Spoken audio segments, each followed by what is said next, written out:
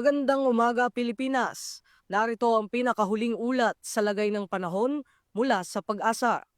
Ayon sa huling tala ng Pag-asa, alas 4 ng madaling araw, ang sentro ng Bagyong Opong ay namataan sa layong 505 kilometers kanluran ng Indang, Cavite. Taglay nito ang lakas ng hangin na umaabot sa 120 kilometro kada oras at pagbugso na hanggang 150 kilometro kada oras. Kumikilos ito pakanluran, hilagang kanluran sa bilis na 30 kilometro kada oras. Kasalukuyang nakataas ang Tropical Cyclone Wind Signal number 1 sa mga sumusunod na lugar. Kasalukuyang nakataas ang Tropical Cyclone Wind Signal number 1 sa kanlurang bahagi ng Pangasinan, Zambales at Bataan, kanlurang bahagi ng Cavite at Batangas, hilagang bahagi ng Occidental Mindoro, kasama ang Lubang Islands at ang Calamian Islands sa Palawan. Ang mga lugar na ito ay makakaranas ng malalakas na hangin sa loob ng 36 na oras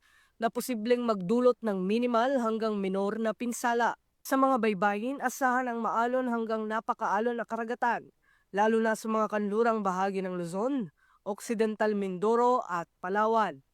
May posibilidad ng storm surge na aabot sa 1 hanggang 2 metro, kaya pinag-iingat ang mga nakatira sa mga baybaying dagat ng Zambales, Bataan, Cavite, Batangas, Occidental Mindoro at Palawan. Mahigpit rin ay pinagbabawal ang pagpapalaot ng maliliit na bangka at sasakyang pandagat sa mga apektadong lugar. Inaasahan namang lalabas si Bagyong Opong sa Philippine Area of Responsibility ngayong umaga o tanghali at tutungo ito sa direksyong hilagang kanluran patungong Northern Vietnam. At sa ating mga kababayan at kapulisan sa mga apektadong lugar, manatiling nakaalerto at makinig sa mga opisyal na anunsyo ng Pag-asa at Local Disaster Risk Reduction Offices. Ako po si Patrolman Don Brosas at ito po ang PNN Weather Update sa oras na ito dito sa Police News Network.